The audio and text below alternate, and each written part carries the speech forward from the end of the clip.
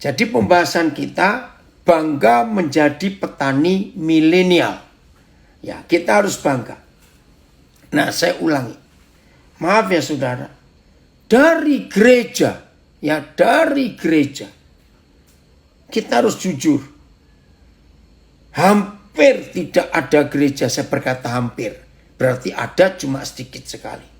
Yang dari mimbar-mimbar gereja, gembala-gembala, hamba-hamba Tuhan, pengkhotbah-pengkhotbah, itu mendorong orang-orang muda di gerejanya untuk menjadi petani, untuk menjadi perawat tenaga kesehatan, untuk menjadi guru. Hampir tidak ada. Yang menyedihkan, berapa banyak gereja hanya mendorong anak-anak mudanya untuk tampil. Ya, maka itu waktu zaman generasi awal Indonesian Idol, dari gereja berbondong-bondong anak-anak muda ingin menjadi artis, jadi penyanyi, sedih sekali. Nah, maka itu saya katakan tadi, nggak tahu sejak kapan di benak manusia, apalagi maaf orang-orang kaya, itu kok bisa punya konsep. Kalau anak-anaknya ingin jadi petani, ingin jadi perawat, maaf loh saudara, itu langsung pikiran orang tua. Apa? Karena di benak banyak orang kaya, orang Kristen, menjadi petani dan menjadi perawat, itu rendah. Oh, salah besar, salah besar. Maka itu bersyukur kepada Tuhan, kalau PIT program ini, Indonesia punya satu-satunya pelayanan yang bicara tentang pertanian, peternakan, perikanan. Dan disebut Tante Rika. Hanya kelompok ini. Indonesia disadarkan akan keadaan itu. Nah, hari ini, puji Tuhan ada seorang anak muda dari NTT. Keren, pernah belajar 4 tahun pertanian di Israel. Sekarang anak muda ini nanti akan jadi narasumber untuk pembahasan berikut. Mendorong anak-anak muda yang lain untuk berani menjadi petani. Dan itu bukan posisi yang rendah, tapi posisi yang mulia. Coba bayangkan. Semua manusia hidup itu perlu makan. Semua sadar toh saudara. Nah, untuk bisa makan itu kan perlu petani. Betul? Maka itu mulai hari ini, ayo para orang tua, gereja Tuhan, dorong, motivasi, beri semangat untuk anak-anak kita mau jadi petani. Puji Tuhan selama pandemik ini, ya, ada satu revolusi di dalam hidup banyak orang di Indonesia, yaitu belajar nanam sesuatu di sekitar rumahnya selama pandemik ini. Serius. Istri saya di sebelah rumah, samping rumah kami ada lahan kosong. Wah, ditanamin bibit sayur macam-macam dan berhasil. Maka itu kalau tema kita hari ini bangga menjadi petani milenial, itu betul-betul luar biasa. Saya mau bacakan sebuah kisah. Kejadian pasal 8. Ya, ayat 15. Kejadian 8 ayat 15. Lalu berfirmanlah Tuhan kepada Nuh. Apa firman-Nya? Keluarlah dari bahtera itu, engkau bersama-sama dengan istrimu, serta anak-anakmu dan istri anak-anakmu.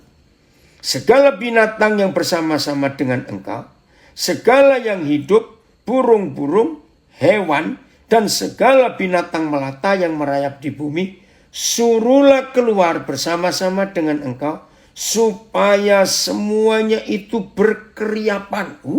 Rame. Hidup di bumi ini berkembang biak.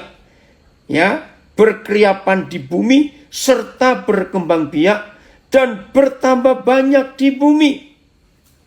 Lalu keluarlah Nuh bersama-sama dengan anak-anaknya dan istrinya, dan istri anak-anaknya, segala binatang liar, segala binatang melata, segala burung, semuanya yang bergerak di bumi, masing-masing menurut jenisnya, keluarlah juga dari bahtera itu.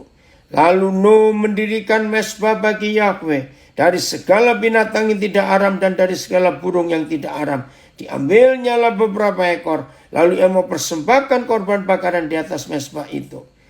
Ketika Yahweh mencium persembahan yang harum itu, berfirmanlah Yahweh dalam hatinya, aku takkan mengutuk bumi ini lagi karena manusia, sekalipun yang ditimbulkan hatinya adalah jahat dari sejak kecilnya. Dan aku takkan membinasakan lagi segala yang hidup seperti yang kulakukan. Saudara perhatikan, selesai banjir itu surut, lalu manusia di bumi tinggal 8 orang bersama binatang-binatang ya, yang lain cuma sepasang-sepasang, hanya binatang yang tidak aram itu 7 pasang. Ternyata untuk korban persembahan. Wih, ini luar biasa, saudara. Nah, begitu mereka dapat perintah dari Yahweh Tuhan, keluarlah semua dari bahtera itu.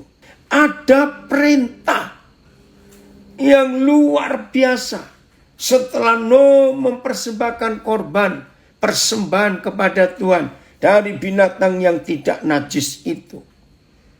Nah, ini perintah bercocok tanam, saudara. Yang luar biasa. Lihat ayat pasal 8 kitab Kejadian, ayat terakhir.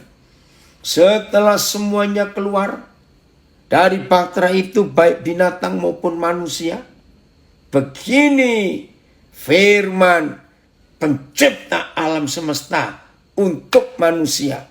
Maka itu gereja dan keluarga harus mendorong ada orang-orang di keluarga kita, ada orang-orang di gereja kita, ada orang-orang di komunitas kita yang harus mau jadi petani. Karena ini perintah. Ayat 22. Masih firman Yahweh Tuhan. Selama bumi masih ada, takkan berhenti-henti musim menabur dan menuai. Takkan berhenti-henti musim dingin dan musim panas. Takkan berhenti-henti kemarau dan hujan. Akan tetap berlanjut siang dan malam. Saudara sadar nggak akan perintah ini? Selama bumi masih ada. Jadi selama masih ada tanah di bumi ini. Tiap hari kita melihat tanah. Maka itu saya ingin berkata kepada orang-orang kaya yang diberkati Tuhan. Sehingga punya banyak properti tanah-tanah yang masih kosong. Ayolah, pinjamkan itu dengan perjanjian yang jelas tentunya. Kepada petani-petani yang ada di sekitar kita hidup. Untuk mereka jadi petani di lahan kita yang kosong itu. Di tengah-tengah kota Jakarta yang sudah merupakan hutan beton istilahnya. Ada atap-atap, gedung-gedung tinggi itu jadi kebun. Ada yang mengelola begitu. Kita lihat di Shanghai, wih, sudah hampir semua gedung bertingkat baik kantor maupun perumahan disulap jadi kebun, jadi sawah, jadi ladang. Akhirnya juga gedungnya jadi indah karena hijau semua. Juga itu sayur bisa dipanen. Lihat aja. Ya, di Google, di YouTube ada banyak. Jadi ternyata Papa menyediakan tanah di bumi itu untuk kita tanami.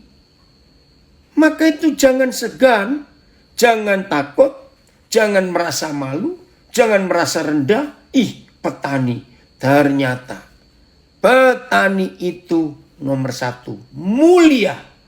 Karena adanya petani kita bisa makan beras, makan sayur, makan buah sampai hari ini. Kalau tidak ada petani, nggak mungkin. Nah, sekarang tinggal teknologinya saja. Maka itu dalam kelompok ini PIT kita diajar juga untuk menemukan teknologi-teknologi yang luar biasa. Jadi ini perintah Tuhan untuk menjadi petani. Ayo kita dorong anak-anak muda di sekitar kita, di keluarga kita, di gereja kita, untuk ambil bagian ini. Ini kesempatan yang luar biasa selama bumi masih ada. Terus siklusnya itu nggak putus-putus. Apa yang Tuhan sediakan buat kita untuk kita nikmati dalam hidup ini. Betapa indahnya kalau orang-orang mau menjadi petani. Nah memang beda. Petani di Indonesia kesannya miskin, kotor, rendah. Tapi petani di Eropa, di Amerika, di Australia, wih keren-keren mereka. Nah untuk itu harus ada revolusi pola pikir untuk Indonesia ini. Supaya kesan petani tidak jelek. Maka itu kalau hari ini ditampilkan seorang anak muda dari NTT yang berhasil menjadi petani milenial. Kiranya pelajaran sore ini membangkitkan semangat kita semuanya untuk menggalakkan anak-anak kita, orang-orang muda di gereja kita, orang-orang di sekitar kita untuk berani dan tidak takut menjadi petani. Karena itu berkat Tuhan yang luar biasa.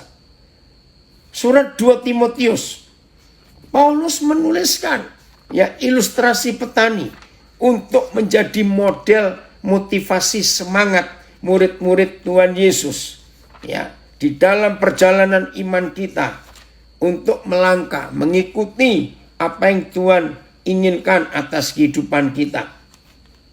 2 Timotius 2, kita lihat ayat ini. 2 Timotius pasal 2. Bentar saya lihat ayatnya supaya kita tidak malu lagi untuk menjadi petani mulai hari ini. Sungguh ampuni kami Tuhan, supaya kita tahu. Maka itu kita nggak harus belajar dari pondok-pondok pesantren. Di situ para santri dilatih untuk jadi petani, untuk jadi perawat tenaga kesehatan, untuk menjadi guru. Harusnya begitu. Ayat 6. 2 Timotius 2 ayat 6. Seorang petani yang bekerja keras haruslah yang pertama menikmati hasil usahanya. Jadi dijamin oleh Tuhan menjadi petani itu sebuah dorongan hidup yang luar biasa, saudara. Menikmati hasilnya. Bahkan tanpa ada petani, pasti sampai hari ini kita nggak bisa makan sayur, makan buah, dan sejenisnya. Nggak makan nasi juga. Semuanya. Dan itulah usaha yang dikerjakan oleh para petani itu. Jadi mulai hari ini saudara, ayo kita dorong siapa saja dalam hidup ini untuk kita menjadi petani. Asal jangan petani ganja maaf ini ngomong. Petani yang benar, yang menolong banyak orang. Sehingga tidak ada kelaparan lagi di antara kita. Tuhan kita luar biasa. Menyediakan alam, tanah yang gratis untuk kita olah. Kita tanami macam-macam. Supaya banyak orang itu bisa kenyang. Karena hasil pertanian itu. Jadi mulai hari ini, ayo, dalam khotbah-khotbah para pendeta, saya ingin rekan-rekan saya pengkhotbah, gembala, pendeta, jangan lupa sisipkan dorongan untuk generasi muda di gereja kita, mau menjadi petani, mau menjadi perawat, mau menjadi guru. Karena bangsa ini perlu dan membutuhkan. Maka itu selama pemerintahan Jokowi, pertama kali ada food estate, bukan real estate. Tapi juga Presiden Jokowi sudah membuat industrial estate. Saudara lihat pelabuhan besar di Subang, pelabuhan besar di daerah Batang, Pekalongan. Itu luar biasa. Hari-hari ini kita mendengar Jokowi betol udara. Ayo supaya lebih mudah. Nah, food estate itu baru ada selama pemerintahan Jokowi ini. Ternyata lahannya hebat. Ada di Palangkaraya, ada di NTB. Saya lupa di mana lagi ya, di timur kok nggak salah. Nah, itu dia menjadi petani. Supaya banyak orang diberkati. Dengan teknologi yang ada, ilmu pengetahuan bertambah. Puji Tuhan, kalau Israel negara sekecil itu, pertaniannya, hasil kebunnya, sayur buahnya diekspor ke seluruh dunia. Hebat sekali. Ayo kita belajar jadi petani. Dorong anak-anak kita untuk tidak malu jadi petani. Karena ini pekerjaan mulia. Tuhan Yesus memberkati kita semuanya.